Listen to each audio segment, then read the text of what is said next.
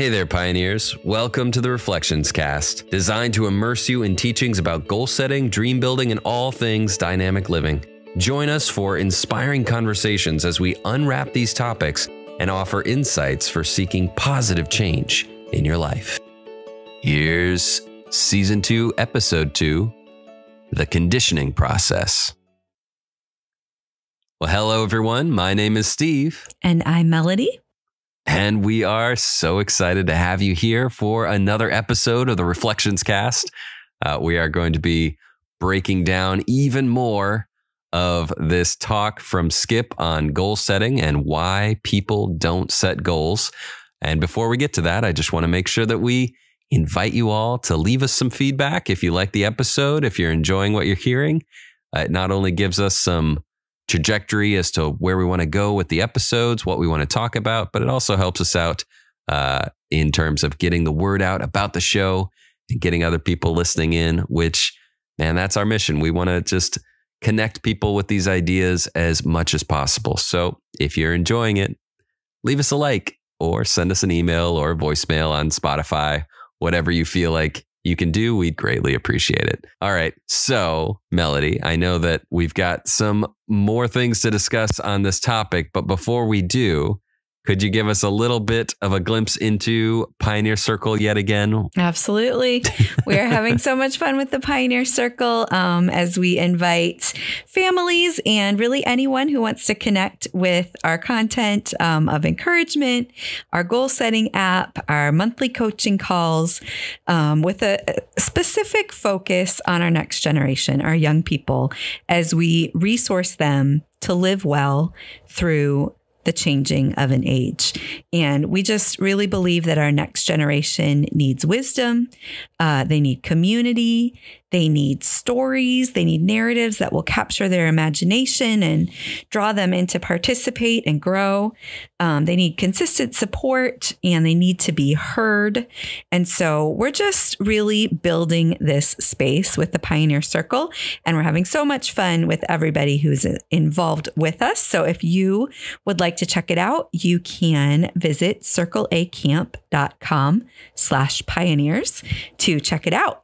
And while you're there, also check out our Circle A Summit, which is coming up in Michigan this summer in June. The first 5 days of June, we are going to be back in Michigan at Camp Mishawana. And I did just check our registrations and we are filling up. So I would say if you're planning to come, go ahead and get your registrations in soon so that you can make sure that you have a spot for our camp this summer, our family camp. It's going to be absolutely amazing. We all get together and get to share in wonderful teaching, lots of fun, a camp-like experience. So you guys don't want to miss it. You can check it out at circleacamp.com. That is awesome. And I love it when our podcast discussions fit so perfectly into what Pioneer Circle is all about, what Circle A is doing. Yeah. And I think that this episode is going to fit into that really well. We titled The Conditioning Process, but he's going to be talking about a couple of different points about why people don't set goals. And I think that having something like Pioneer Circle, well, I'll save it for when we come back from our time with Skip. So here he is, guys. Here's Skip talking about why people don't set goals. The second reason why people do not set goals, at least the next reason that we would talk about, number 2, is the conditioning process. The conditioning process. We are a conditioned people. We are conditioned by the habitual patterns of behavior that we grow up in. I suspect that it's happened to you as it's happened to me. There are times when I will drive out of Gator Creek Estates where we live and turn the way I ordinarily turn when I drive out of there instead of turning the way that I should go to the place that I'm going, not the one I usually go to. I found myself 3 exits down on the interstate one day before I realized I wasn't going to the airport. I am really conditioned to go to the airport. I go to the airport a lot. And I got in the car and down to 75 and up onto the expressway, and boom, there I was, down almost to university before I realized I'm not going to the airport today. We are conditioned. So if we have grown in an environment where we are conditioned not to set goals, or there is no conditioning to be a real goal setter, that becomes one of the reasons why we don't continue then, or why we don't start to set goals later on. It's the conditioning process. It's the habit pattern that we formed. The biggest threat to habit change is the current habit. And so if you aren't a goal setter, if you were never a goal setter, if you didn't grow up around people who were goal setters, if you were not taught how to be a goal setter, then the chances are pretty good that you won't become a goal setter. Because your habit pattern doesn't include that. It doesn't seem to be necessary to life because you've never done it before, and you've gotten along okay to wherever it is that you are. Now, what that doesn't tell us is what could we have done had we been a goal setter? And I guess one of the major reasons why Circle A was established in the first place is that by the observation of most people outside of me, observing my life, went to high school, did well, graduated with honors, went to college, did well there, graduated with honors, student body president, member of the college quartet, which was the biggest thing on campus. Most people looking at from the outside at what I was doing would have observed that I was doing pretty good. But they didn't get inside of me to determine how I was doing. And when I got on the other side of that depression of life, that slough of despond that I got into, when I got out of there and realized how you get out and how you stay out, my thought was, okay, most people think I've done fairly well, but what could I have been? What could I have done? What potential might I have expressed if I had understood this when I was in high school instead of after I got out of seminary? And because of that thought, what difference could there have been if I had known as a high school student, as a young teenager, that I determined that's what my life's going to be all about. It's going to be all about sharing those concepts with teenagers so they can, if they choose, begin to live that way. If they choose not to, they choose not to. And one of the things that I say to the kids at Circle A all the time is, try it for 2 weeks. There are people who think that the way we run and live while we're here is ridiculous. It's hard. It's not good. There are all sorts of terminologies that are given for it. And I just say, try it for 2 weeks. If after 2 weeks you say, I don't want to live this way, then you never have to do it again. But you may discover that there's something really beneficial in living a dynamic kind of a life. And you may decide that you want to adopt many of those things or all of them, the whole lifestyle. Maybe something you want to live with the rest of your life. But most of us are not conditioned for goal setting. Therefore, our lack of conditioning keeps us from wanting to begin to set goals. The third reason why people oftentimes do not set goals is that they are caught in the magical, miraculous, sit back and watch it happen stage of life. They resist taking action.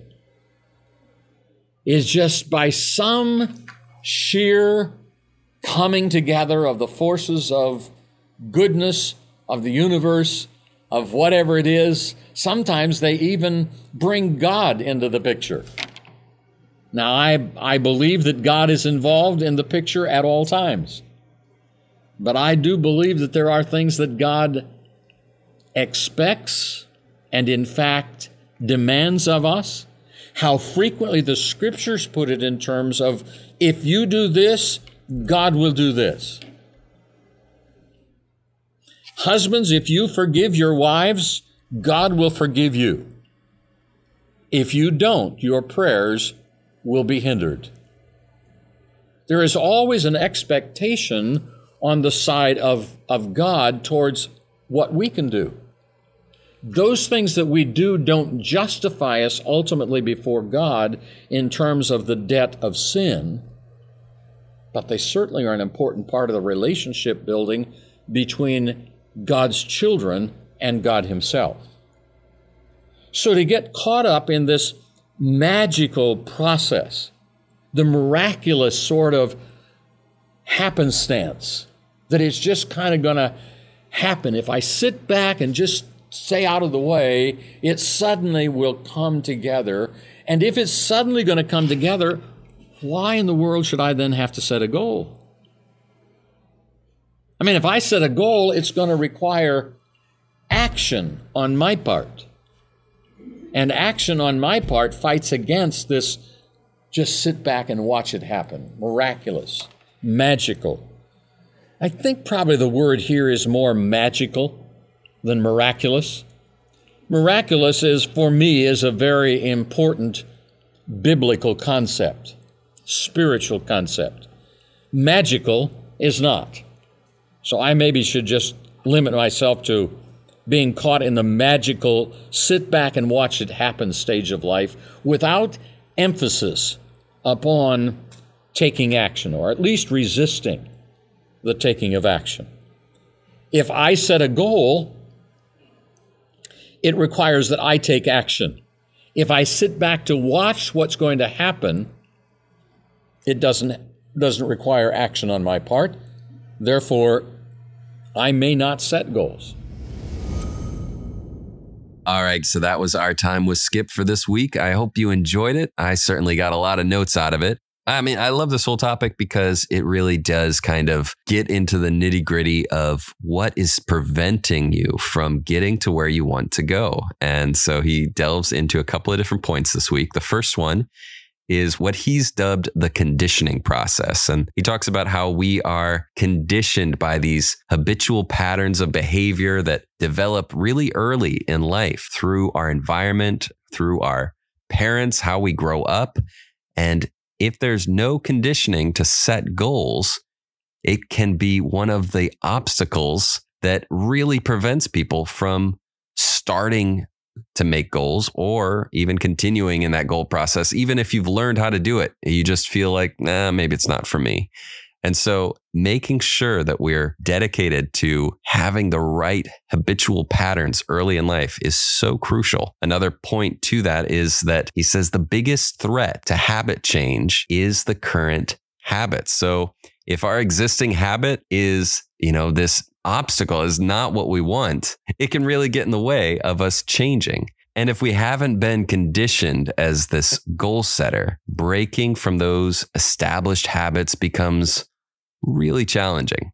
So it's really good that we not only have the example of how to set goals, an example of the right patterns, but that we make sure that those habits align with it as well. The other point he brings up is, what could you have accomplished? And there's more to that question, but he's bringing up this idea of, many people might think, well, if you take goal setting seriously early in life, what more could you have accomplished than where you're at right now? And it's easy to think that you don't need goal setting if you've been taught or if you've seen examples of people that don't do those things. And you feel like, well, I accomplish things. I do things with my life. So what does it matter if I'm putting pen and paper to my method or my habits or why I'm doing what I'm doing? Is it really that necessary?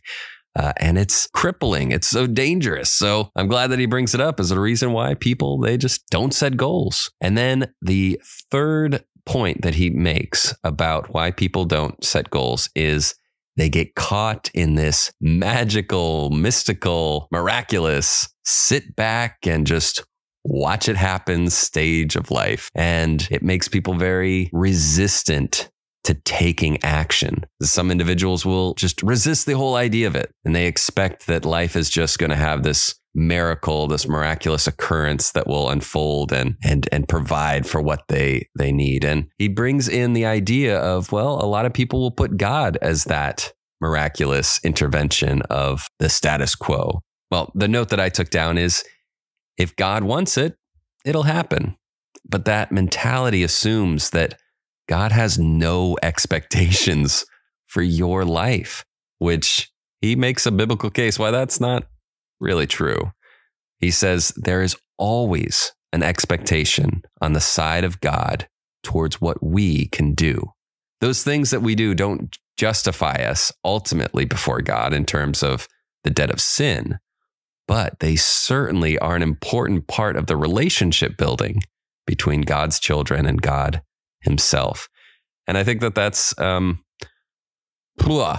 outside my comfort zone of discussion, but I think that maybe we'll hit that in the question and answer time. But I do think it's such an important idea when you're talking about this mentality of just like letting life go by without saying, hey, I'm going to take action here. I'm going to make goals and set a path for my life. And of course, God's going to be a part of that.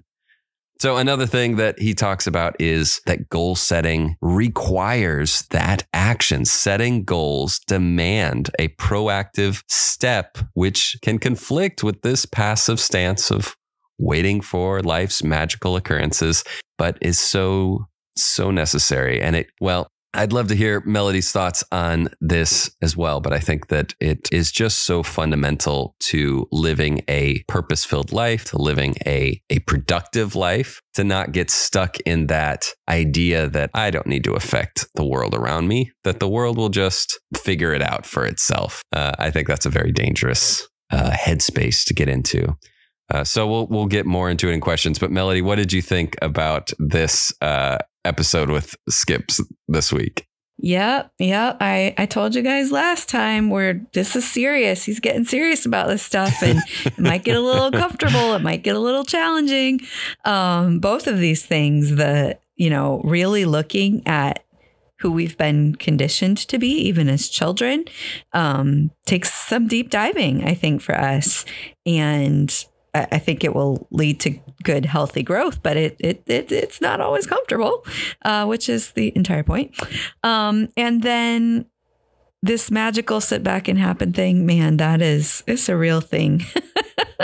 It's a real thing. And, every once in a while, I'll hear somebody just say something like, I just really wish that I would just win the lottery. And these are all the things that I would do. And I'm just like, that is what you're spending your time hoping for. Like, man, that is not, I don't even know what Dad would say about that, but it's not the wisest way to live. That's how I'll put it. Of course it's wonderful to imagine good things happening to us. Like that's not a bad thing to do. But if that's our only hope for growth or good things in our lives, then that's sad. And, if it's God that we're waiting on to do the good things, that's a whole theological discussion, like you said. But I really love, and I'm glad that you took down Dad's quote, because when I heard it, I was like, yes, the important part of the relationship building between God's children and God himself.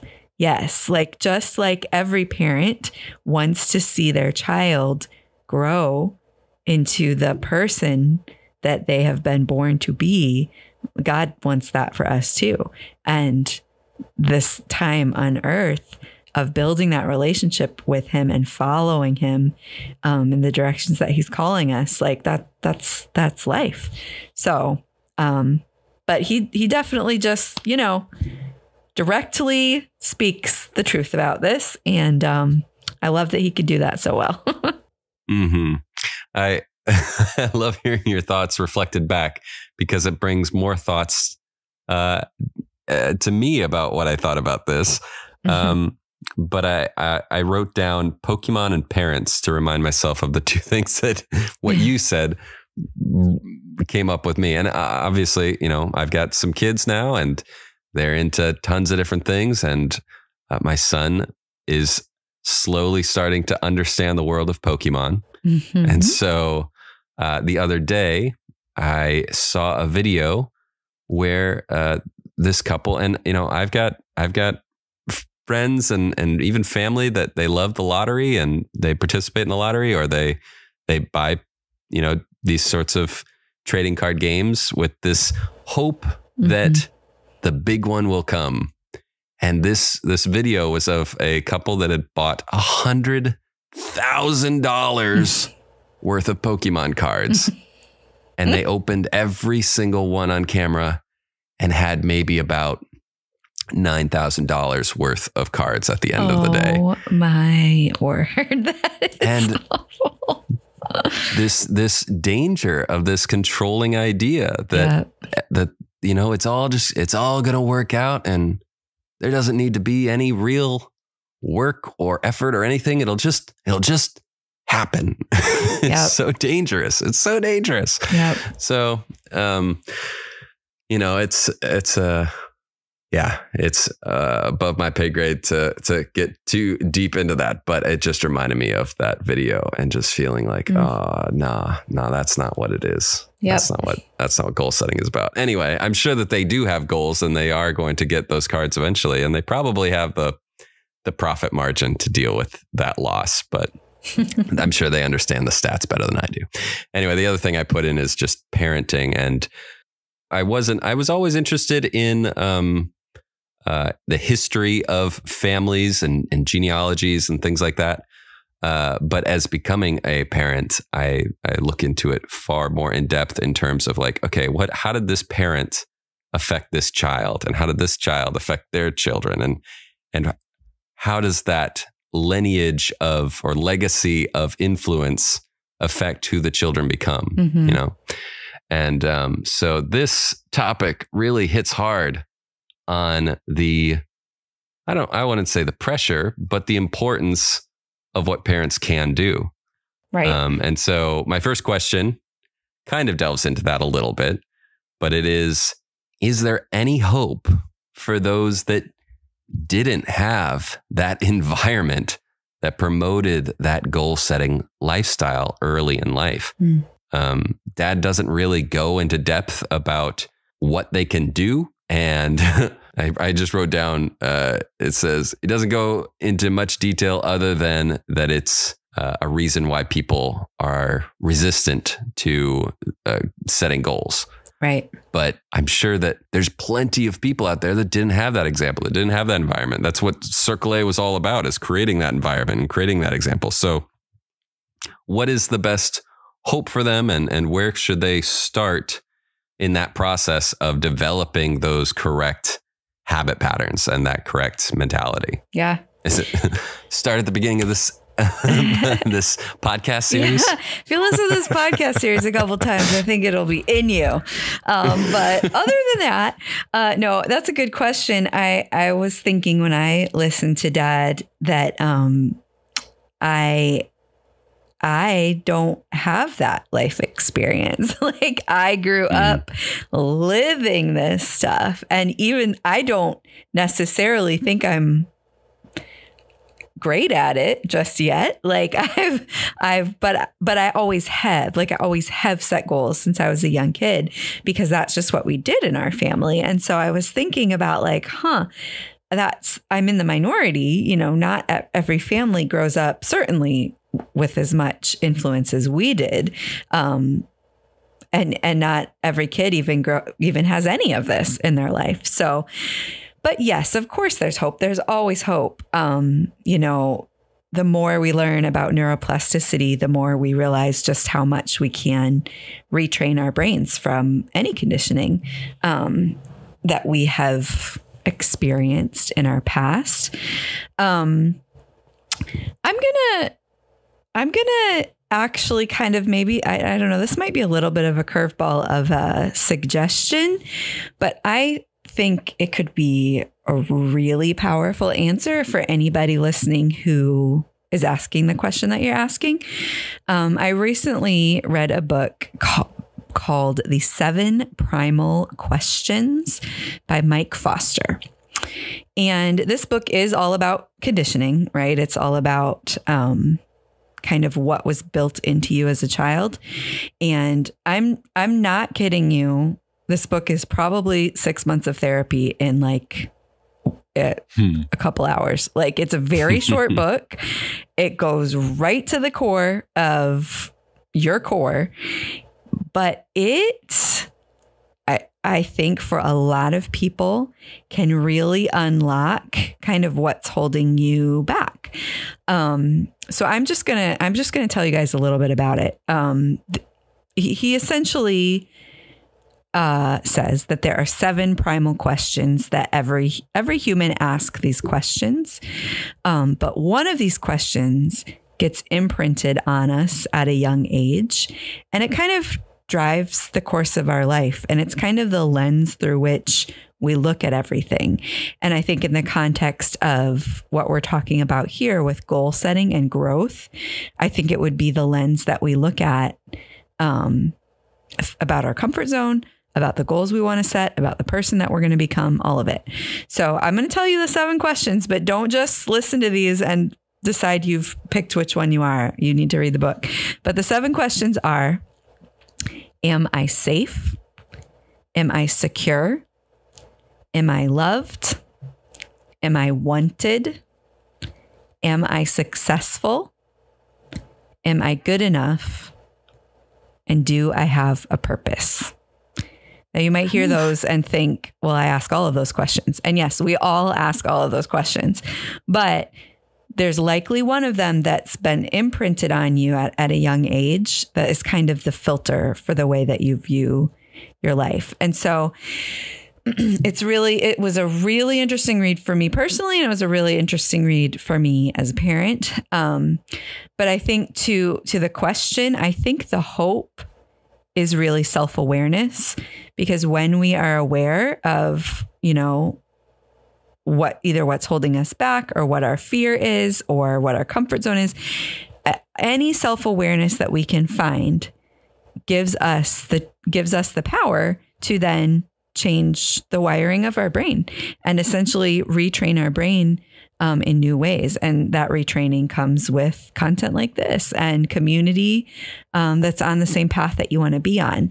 So, but I think that awareness is really where the hope starts. And so this book, you guys, I could talk about it for a really long time. I won't, but I recommend it. Yeah, that's awesome. I love that. All right. Well, it will be in our show notes and on our Amazon affiliates link. So that does help out with the podcast, but also I'm going to be checking it out. I don't tell Amazon, but I'm definitely going to check those questions out as well. Yep. All right. So moving on then, because I'm excited about hearing your response to the second question. Is there any validity in living a life where you feel like you've succeeded without explicitly setting goals? You've just worked on your skills and you feel confident in what you do, but you don't necessarily plan out or hope for anything in general.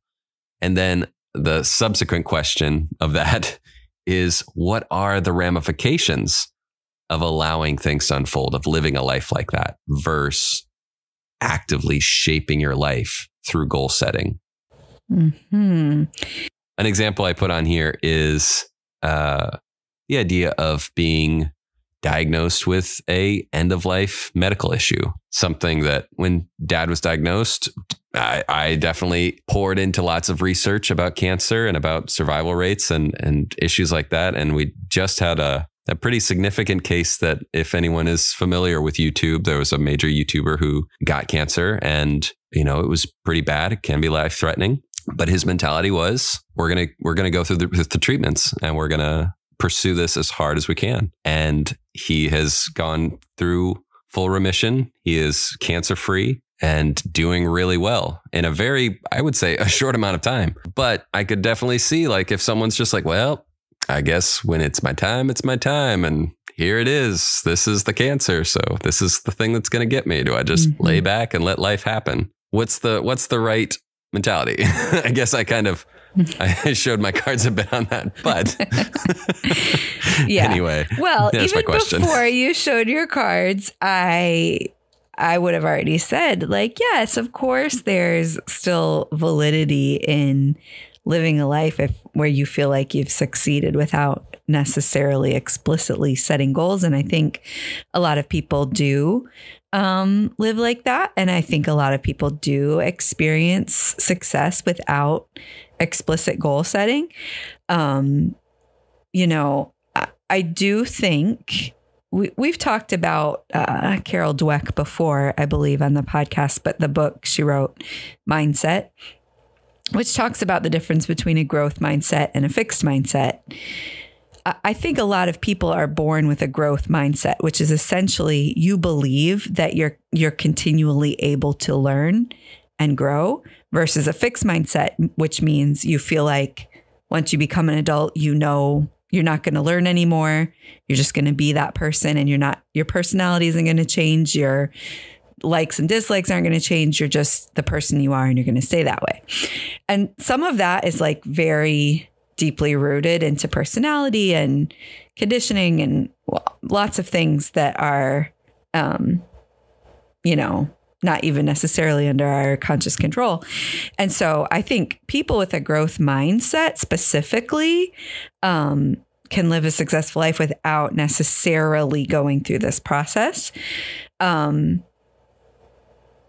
do think that there are people who set goals without saying they're setting goals. When you started asking this question, I looked up on my phone because I just saw, I'm sorry to talk about John Acuff again, okay? But I just saw him post something on social media recently, and I'm going to read it. It's like a little conversation that he's having with a friend. So the friend says, "I don't do goals. I don't believe in resolutions either." Me. Okay. Friend. "I do intentions." Me. "What's an intention?" Friend. "You find a desire, you make a commitment to it, and then take actions that you measure over a set period of time to achieve it." Me. "So a goal?" And it just made me think of that because, I think a lot of us still have goals of some sort in our lives that we're working towards, even if we're not explicitly going through the process. I think the ramifications of not doing the process are just, we probably don't move as fast, and we probably can't celebrate it as well. And we probably don't move as far. And so that's okay. Like, life is not all about success and achievement. Life is not all about how many marathons you can run and how many, widgets you can sell and whatever. There certainly is more to life that makes it meaningful, that makes it more meaningful than those things. But I do think that our growth, and our accomplishments and our achievements do bring value to our lives. And the goal setting process just helps us experience more of that. So it's a more full and robust life. To your example with the, medical end of life diagnosis and just kind of accepting that and choosing to get the best of life out of the time that is left, I think, even that is a goal in a way. Like, that's an intention. I am accepting the medical reality of my condition and sparing a miracle, which I'm not just going to sit like he talked about and just, hope for magic. Like, sure, if there's a miracle, wonderful, I'll go on and live my life. If there's not, I'm accepting this, but my intention, we might not call it a goal, but my intention is to live these days to the fullest and be at peace. And I think that's a beautiful way to make an intention for an end of life. So I think that, I don't know if that fully answers the question. There's probably better answers, but I do think that, of course, there's still validity in a life without goals. Success is still possible without goals, but I do think there's more celebration and more achievement to be had when we go through the process. Awesome. Yeah, I think that you not only answered the question better, but I think that you did a better job of explaining the question than my example even got close to. So good job. No problem. And I just want to make sure that I don't want anyone to think that whatever anyone's treatment path or mentality towards those sorts of diagnoses, I don't want to give any idea that there's a right way or a wrong way to feel about it. It's completely personal to that person in that moment, in that time. And it's right for them. So anyway, I love that answer. And I think the next question kind of goes back to that parenting discussion about these habit patterns that are formed. If you are a new parent and maybe you didn't have a parent that exampled the right methods of goal setting, and you are trying to impart that mentality on your kids, what are patterns that you should be aware of or that you should be looking out for in yourself as an example, but also that you should be maybe teaching or wanting to teach those habits to that younger person in that early stage of life to really set them up for success later in life? It's a good question. I think, to be honest, that's why we're here. That's why we're doing these podcasts. That's why Circle A exists. That's why the Pioneer Circle exists. In order to give parents resources to introduce these ideas early in life. But I think even before kids are old enough to participate in stuff like this, I remember doing sticker charts when I was like 2. Like we were early introduced to the idea of tracking habits in order to, back in those days, it was to get a prize of some sort, but towards achievement.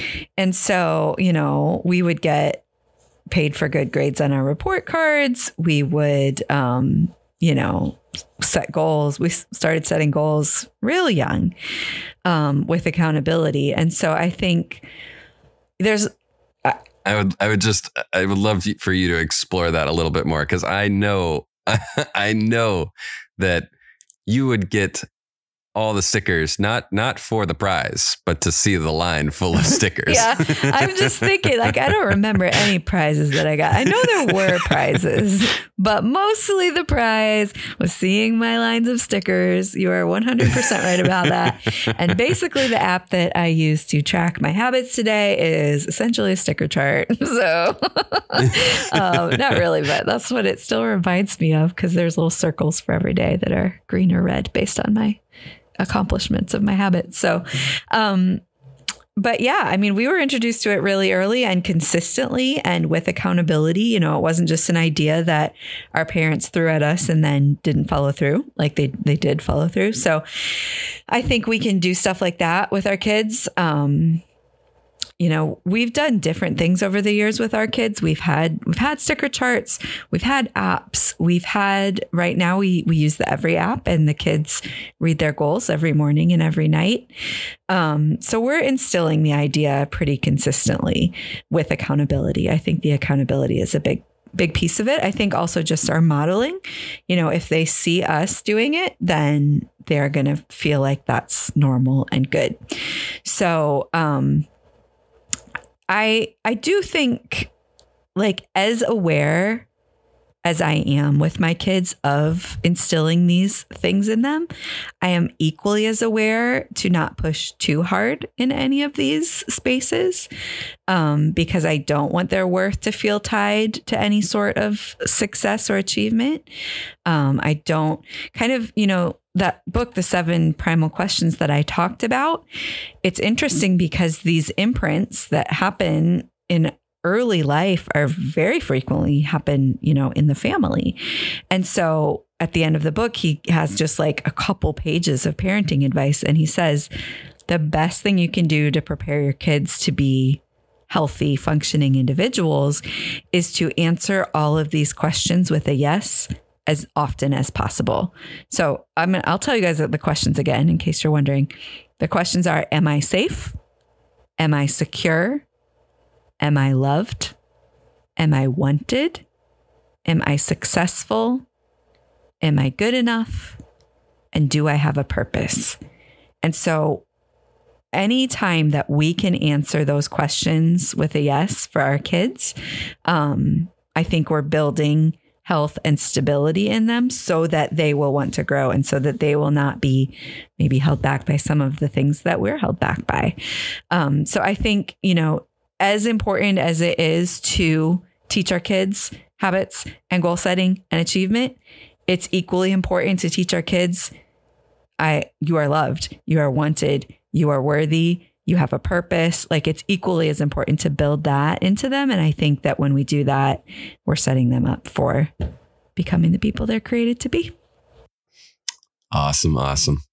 Well, I love those responses. I think that everyone listening got a lot out of it. I really hope that we had some parents on this episode that feel empowered and excited, and maybe even some kids that feel like, hey, I've got this resource, and so I'm going to implement this, and I'm going to set a path for myself.